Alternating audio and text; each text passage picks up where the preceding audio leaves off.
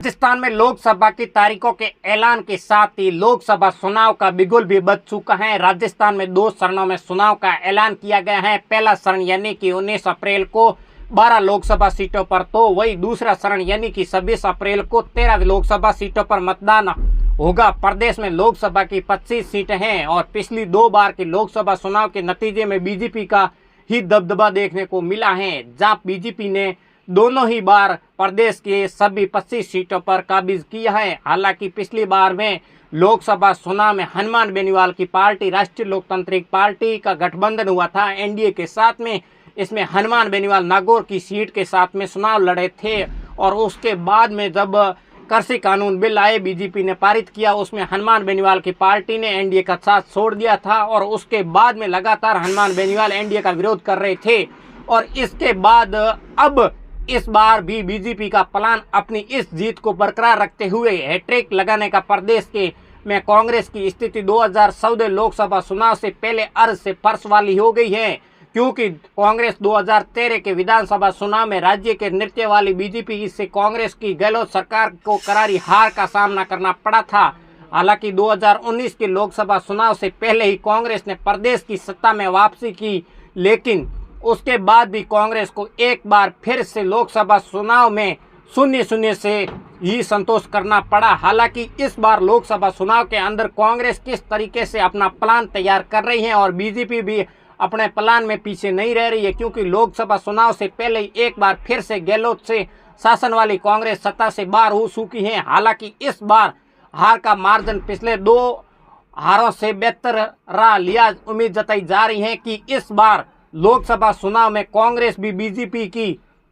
अजय रथ को रोकने सकती है। और प्रदेश में बीते दिनों कुछ दिनों से नेताओं की दबदबाली और बताया जा रहा है इस सियासी में शुरू हो चुकी है। कांग्रेस के इस बार का प्लान क्या होने वाला है, क्योंकि राजस्थान के कद्दावर नेता जहां बीजेपी में शामिल हो रहे हैं और वहीं बीजेपी के नेता जो कांग्रेस में शामिल हो रहे हैं, वहीं शुरू से बीजेपी के नेता मौजूद सांसद राहुल कसवा और हनुमान बेनीवाल की पार्टी आरएलपी से बाड़मेर के कद्दावर नेता अमिताराम बेनीवाल कांग्रेस में शामिल होकर उन्हें क्या संदेश दिया जा रहा है और माना जा रहा है कि कांग्रेस कम से कम 3 लोकसभा सीटों पर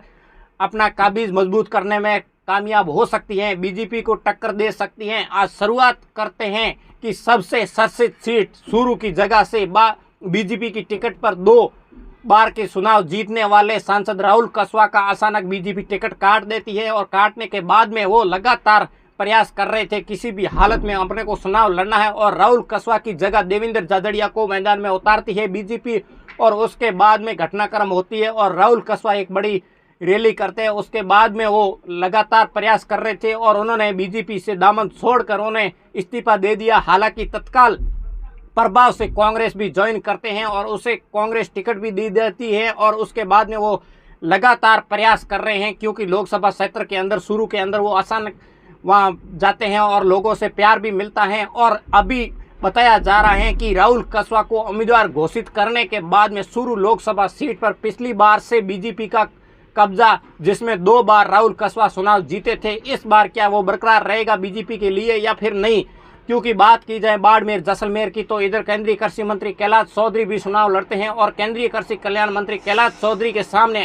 क्योंकि आरएलपी नेता जो अमिताराम बेनीवाल है आरएलपी छोड़कर कांग्रेस में शामिल हुए हैं, तो कांग्रेस नेता अमिताराम बेनीवाल पर दाव खेल सकते हैं। अमिताराम बेनीवाल को टिकट देते हैं तो फिर क्या कैलाश चौधरी की कितनी मुश्किलें बढ़ सकती है, क्योंकि लगातार ये प्रयास किया जा रहा है। क्योंकि अमिताराम बेनीवाल जैसे ही कांग्रेस ज्वाइन करते हैं उसके बाद में लगातार जयपुर के अंदर नेताओं के साथ में मिलते नजर आ रहे हैं और वो ट्विटर पर भी एक्स पर पोस्टें भी की जा रही हैं और लगातार प्रयास कर रहे हैं अमिताराम बेनीवाल किसी भी हालत में वो लोकसभा का चुनाव लड़ेंगे, क्योंकि इन परिस्थितियों को देखते हुए उन्होंने लोकसभा चुनाव के लिए कांग्रेस ज्वाइन की और ज्वाइन करने के बाद में लगातार ये प्रयास किया जा रहा है कि अमिताराम बेनीवाल बाड़मेर जैसलमेर और बालोतरा की लोकसभा सीट से चुनाव लड़ेंगे। तो इस बार मुकाबला कैलाश चौधरी और बात की जाए तो केंद्रीय कृषि मंत्री कैलाश चौधरी के सामने अमिताराम बेनीवाल से होगा। इस बार क्या लग रहा है अमिताराम बेनीवाल और कैलाश चौधरी के बाद बीच में कितनी फाइट तकड़ी होगी या नहीं होगी वो तो वक्त ही बताएगा, क्योंकि जनता का प्यार कितना मिलता है अमिताराम बेनीवाल को, इधर कैलाश चौधरी को कितना प्यार मिलता है, क्योंकि लगातार कैलाश चौधरी का विरोध भी हो रहा है। इधर बात की जाए तो अमिता राम बेनीवाल ने जब कांग्रेस ज्वाइन की, इसके बाद में आरएलपी के कार्यकर्ता वो काफ़ी नाराज भी लग रहे हैं, ऐसा माना जा रहा है। और बात की जाए तो सोशल मीडिया पर भी वो कमेंट किया जा रहा है। तो उनसे मैं निवेदन करता हूं, आप सोशल मीडिया पर कमेंट ना करें। किसी की किस परिस्थिति के अंदर वो कांग्रेस ज्वाइन करते हैं वो उन्हीं से ही जानते हैं, क्योंकि उन्होंने जो परिस्थिति थी वो आपको बताई नहीं है, या फिर पहले भी उन्होंने कहा था। और मीडिया के अंदर जो वो बात करते हुए नज़र आते थे उसमें दिख रहे थे कि मेरी परिस्थिति और मैंने खुद ये निर्णय लिया है, किसी के दबाव में नहीं लिया है। तो उनकी परिस्थिति आप जानो या ना जानो वो खुद ही जानते हैं और वो ही बता सकते हैं, क्योंकि अमिता राम बेनीवाल वो शख्सियत थे आरएलपी के लिए बाड़मेर जैसलमेर से उन्होंने आरएलपी छोड़ के कांग्रेस का दामन थामा है। और कांग्रेस अभी उनको टिकट देती है तो बाड़मेर जैसलमेर की जनता उन्हें क्या वोट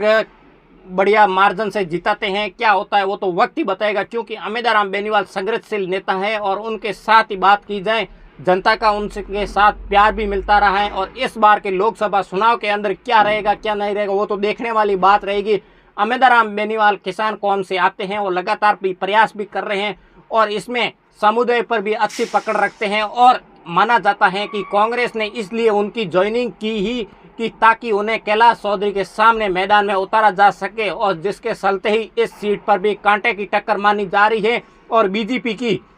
हैट्रिक को रोकने का तीसरी जो बड़ी सीट है वो सबसे अहम मानी जा रही है, वो सीट है नागौर की। और नागौर की सीट से बताया जा रहा है फिलहाल हनुमान बेनीवाल का कांग्रेस के साथ में गठबंधन हो सकता है, ऐसी बड़ी खबर बताई जा रही है। क्योंकि कल ऐलान भी हो सकता है, क्योंकि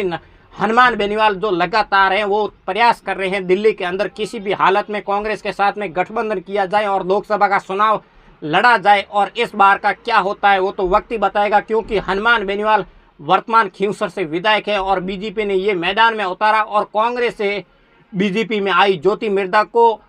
हनुमान बेनीवाल के जो सामने अभी तक हनुमान बेनीवाल उतरे नहीं है, और विधानसभा चुनाव से पहले ही कांग्रेस को छोड़ बीजेपी के दामन थाम लिया था। और तब बीजेपी ने उन्हें नागौर से विधायक के लिए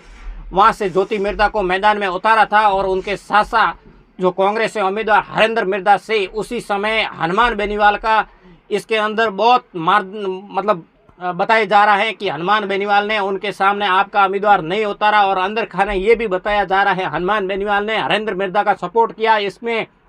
इसी को लेकर ज्योति मिर्धा को हार का मुंह देखना पड़ा। अभी बीजेपी ने ज्योति मिर्धा को फिर लोकसभा चुनाव में बीजेपी से उतारा है, तो फिर हनुमान बेनीवाल इस बार इसलिए सारे हैं किसी भी हालत में कांग्रेस से गठबंधन किया जाए और ज्योति मिर्धा के सामने चुनाव लड़ा जाए। तो फिर क्या हनुमान बेनीवाल का गठबंधन होता है तो उसके बाद में हनुमान बेनीवाल खुद चुनाव मैदान में उतरते हैं तो फिर ज्योति मिर्धा को हरा पाएंगे क्या? क्योंकि हनुमान की टीम लगातार प्रयास कर रही है किसी भी तरह से चुनाव लड़ाया जाए। हनुमान बेनीवाल को लोकसभा चुनाव लड़ने से स्पेस है और उनकी पार्टी के नेताओं ने जिस तरीके से बीते दिनों कांग्रेस का दामन थामा है या फिर बीजेपी का दामन थाना है, उसको लेकर मुकाबला बराबरी का माना जा रहा है। अब बीजेपी की हैट्रिक को रोकने में प्रयास इस बार कांग्रेस सीट पर क्या करिश्मा कर पाती है, या फिर हनुमान बेनीवाल इस बार कांग्रेस को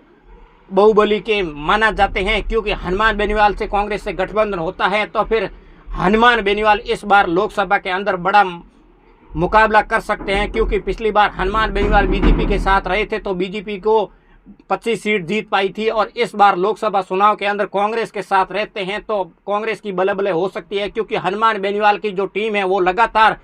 ये प्रयास कर रही है किसी भी हालत में गठबंधन हो जाए और मोदी को आईना दिखाएं, और हनुमान बेनीवाल लगातार प्रयास भी कर रहे हैं मोदी का आईना दिखाने के लिए। इस बार क्या होता है लोकसभा का चुनाव को लेकर और हनुमान बेनीवाल का गठबंधन होता है, उसके बाद में कांग्रेस पार्टी और बीजेपी पार्टी और आरएलपी पार्टी इनका मिलकर राजस्थान के अंदर कितनी सीट जीत सकती है। आप इस वीडियो को यूट्यूब पर देख रहे हो सब्सक्राइब कर लें, फेसबुक पर देख रहे हो फॉलो जरूर करें और वीडियो को शेयर जरूर करें। अगले नए वीडियो मिलते हैं। राम राम, नमस्कार।